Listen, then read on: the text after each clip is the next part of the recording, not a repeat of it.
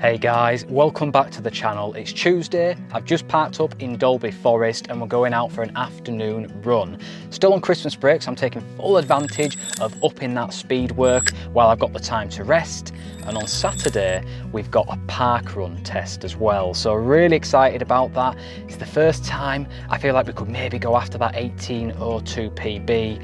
But we'll see what happens. We're also going to use today's video as a way to test a new manufacturer, because a company called KAILAS from Asia have sent us some stuff over to test out. Now, I did originally turn them down on the offer. I don't like to show you guys stuff I don't truly believe in. And the FUGA Pro 3, which is something we're going to have a look at in just a second, is an 8mm drop. I don't always get on with that, so I was a bit hesitant to test the shoe out. But looking a bit deeper, some of the technology and the innovation that these guys are using is seriously impressive and stuff that we don't get to see much of in Europe. So I thought I'd give them a go, and I want to show you a few of the features that drew me in.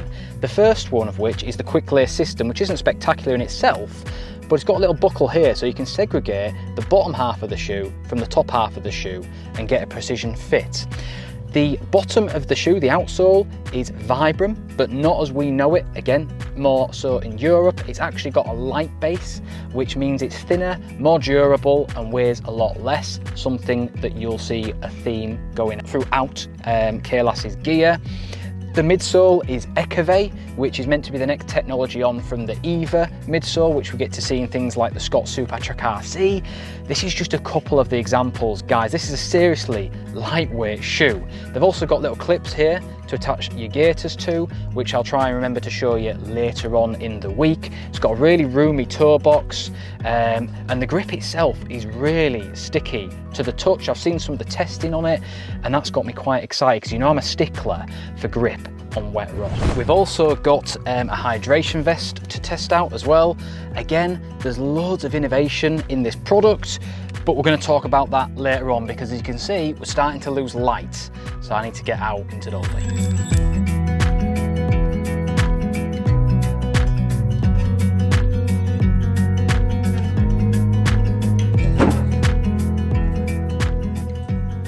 Life goes up and it goes down. I know my mom taught me that. I figured why we fool around so little, and we keep track of time, being so serious, idiots, thinking it will matter, keep me company downtown before the clock runs out. Sun is shining, but the rain is welcome too. Friends are nearby, don't need another view. Time is not on my mind, but then it's you. Oh, I love it when the love comes around, and then I remember all things must pass. Okay, while we feel the new shoes out, a quick training update. So last week was fantastic. Felt like we're really hitting our pace, and it's probably one of the toughest weeks I've had in terms of speed work for a very long time. But Sunday's session really did take it out of me. Been on tarmac for that amount of time, going that hard. I really was feeling it the day after yesterday in the old muscles. I've got a little bit of a niggle in my calf. I think I just need to run it off. My number one rule with niggles like that is if it gets worse while running, it's a problem, or if it doesn't go away in 48 hours, again, it's something of more concern, but I think we should be okay. Sun is shining, but the rain is welcome too. Friends are nearby, don't need another view. Time is not on my mind, but then it's you. I found somewhere quiet to stop, guys, so I'm going to quickly go through the FUGA Air 2. This is the 8-litre pack. I just want to show you some of the features that I really like. First of all, starting with the bottles. The nozzle itself presses down, that stops water coming out, presses up, the water comes out, and you can swivel it around, multi-directional, because there's nothing more annoying than having to tighten up a nozzle a certain way so you can actually get to it. I also like the fact it's got little toggles here, so you can tighten that up to stop the bottle moving up and down. It's got toggles here as well, so that when the bottle is half empty, it's not going to slosh about in the bottom of your pocket. Talking of pockets, there's tons of them. Some decent sized ones here for gels, some more on the side. This one here has a zip for any valuables like your mobile phone, and in the back you've got this tiny little pouch at the very top as well as the main compartment, which can hold your bladder and bigger stuff. But you can actually reach that really easily and pull out your waterproof jacket. And then in the bottom, likewise, you can put something like your gloves or another base layer maybe in there to get easy access to. It clips in really easy using these little notches here, which you probably saw when I was putting the thing on earlier on, and it's got a boa system. You can hear that click. That just tightens up really easily, because again, some of Montaigne's products, while I love the pouches and the pockets and the easy access of everything, it does come loose over time to keep cinching the tightening strings up. With this, that isn't a problem. So in a race environment, I think this is fantastic. Let's carry on, because it's starting to get dark and a little bit wet, and I'll try and bring you some thoughts on the FUGA Pro 3.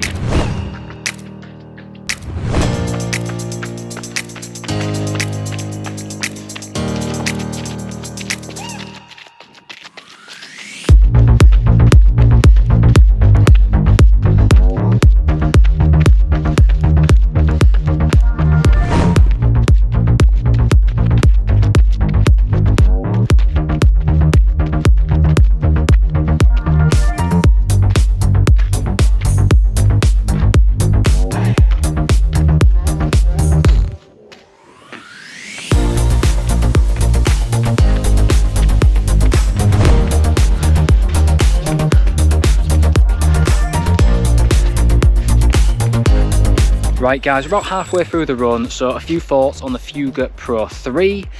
What a lightweight shoe, considering this is meant to be for ultramarathons, and you can tell because the comfort and cushion inside is fantastic. That light base Vibram outsole is so light, and all the materials they use throughout, you can tell they've really thought it through.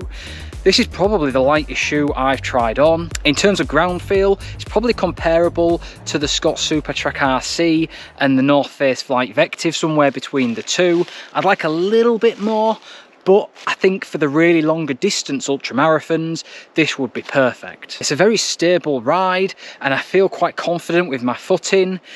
I just feel a little bit off balance, but I think that's because it's an 8mm drop. I'm used to using a 4mm drop, which is half the height. So obviously my body needs to adjust to that, but I really am enjoying the shoe. I was a little bit concerned pulling it out the box that with that quick lace system, it was going to rub on the top of my feet like some Salomon shoes can.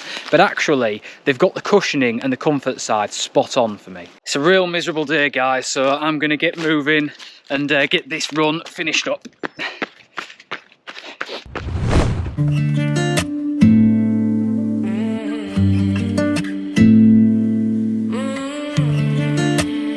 Hey guys, it's Thursday and we're just out for a 40-minute recovery run to test out the FUGA Pro 3 on some more muddier terrain. But boy, what a difference 24 hours makes. Yesterday I was doing about an hour and 6-minute session with 40 minutes worth of fartlek speed play in there, and the course was saturated, muddy as hell, pissing it down with rain and freezing. Today's 13 degrees and glorious. Needless to say, I was feeling pretty sapped halfway through the session, really worried about how my legs would feel today, but they've recovered fairly well. I think we did about 8.8 miles in that one, averaging 7.5 minute miles. And while I wasn't able to hit that high end pace I'd like to be honest, pace went out the window, it was that boggy. It's a really good session for endurance. We were doing 3 minutes on at just higher than tempo pace, and then 2 minutes at a moderate effort, just easing off a little bit. 40 minutes in total of doing that, so hopefully that'll come back a park run on Saturday. I'm just hoping my legs won't be flat as a fart for that. You feel so small. When the rain couldn't get any clearer, I'm the one holding up all your mirrors, baby. Hurry up, back to me, why'd you ever move on, yeah. One thing I find really helpful just for stretching things out and getting a bit of bounce back into the legs after a hard session is doing some running drills. So things like air skips, high knees, butt kicks, all that sort of stuff. Just Google it, you'll see a load of exercises. These are great to throw in the middle of a session just to give you that little bit of rebound back. That's what I like. Laying on the beach with sunlight in my eyes, laughing with my friends under the sky, following our hearts so then we take a ride. Wherever, I always try to let my spirit fly. fly away. That's the only way to get that high always. If you're looking for trouble, you better count on it. I will give you a struggle. What an amazing day, guys. The visibility is incredible. You can see for miles. Right, let's get cracking with the FUGA Pro 3 grip. So, I'm going to begin with the negative. It does gather mud. When it's clay, deep, mushy type mud, it seems to gather in the lugs and struggle to release. But what I will say is this is the case in all shoes with a similar lug depth. They're just not made for these types of conditions. So I can't wait to get these out on a course that's more suitable at a better time of year for England. Moving on to the positives though, and you'll have seen in some of the footage, I was navigating corners and stepping on wet, slippery roots and tree branches with no problem. That sticky grip on the Vibram outsole seems to shine through despite the mud. I was really impressed with that, and I'm going to go out on a limb and suggest this could be better than the Scott Super Track RC for grip on wet rock. Obviously we need to do much more testing and get it on different types of terrain, but I'm going to carry on wearing this shoe. Find it very comfortable, very stable, real enjoyable ride. So yeah, so far a thumbs up from me. Right, I'm just going to get this run finished up and then I'll see you all on Saturday for Park Run. Let's see what we've got in the legs.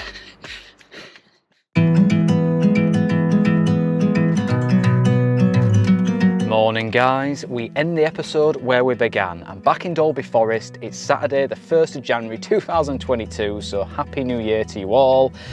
We're about to go and do Park Run. Of course, my PB is 18:02. I'd love to have a go at it, but having had a walk yesterday, the legs feel quite tired, quite heavy, so I'm not quite sure what to expect today. We did this a couple of months ago before I started all that speed work that you've been following along with. 18:43 was the time back then, so as long as I beat that, I'll be happy.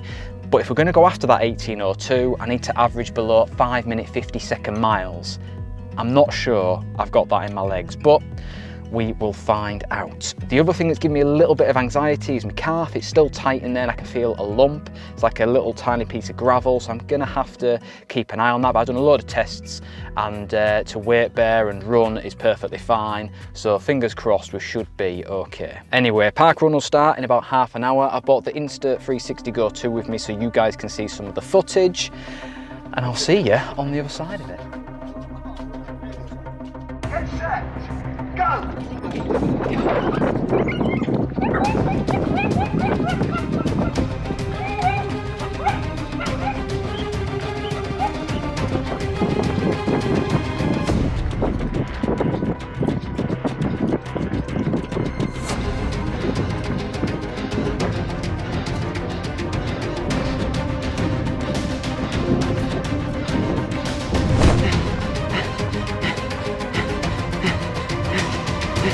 Thank you. Thank you.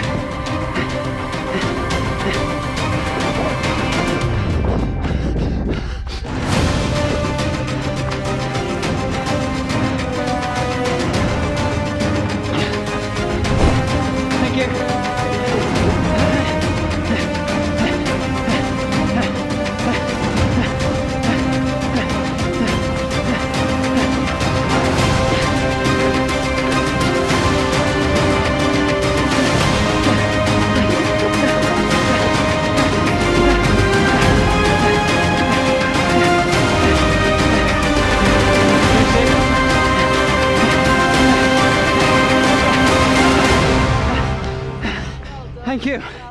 Cheers. Well, I've got mixed emotions about that run, guys. First of all, we did 18:07, so only 5 seconds off my PB. Bearing in mind the course has 2 double backs that weren't there back when I did my best time. I probably ran faster today than I did back in 2018. I'm pretty confident of that. So I'm happy with that. That's a really positive sign. We're way below that 18:43 that I did a month ago, so the speed work's definitely paying off. But I just kind of lost my fight after 2 miles. I reckon I could have gone under 18 minutes today. had I not let things get into my head a little bit. My calf, I could feel it pulling after about 1.5 miles. I knew there was nothing wrong with it. It's no different than what it has been for the last week, so I don't think there's any damage in there, but that just unsettled me a little bit. And also the fact that my watch was telling me I was doing 6-minute 15-second miles, which I clearly wasn't. That also got in my head a little bit as well, and just by the end I just didn't have the fight to really push hard, and I think if I had done, I might have just crept under 18. So there's definitely something to learn from that, but I'm also going to take a couple of days off running, guys, I think, just to let this calf settle down, just in case there is something a bit more malicious going on in there, and then hopefully next week I'll be able to get in to see someone to release everything off and find out what is actually going on. So happy with the time, and definitely progress to be made going to the next one. I think the next park run I do, I'm going to do it on a flatter course. We might go up to Knavesmire. It's a circular route and it'll give me my best chance of getting a 5k personal best, but that won't be for at least another month. I'm going to sign off at that, guys, so thank you very much for watching. For me, it's the new year, so happy new year, and I will catch you all with the next one. See you later.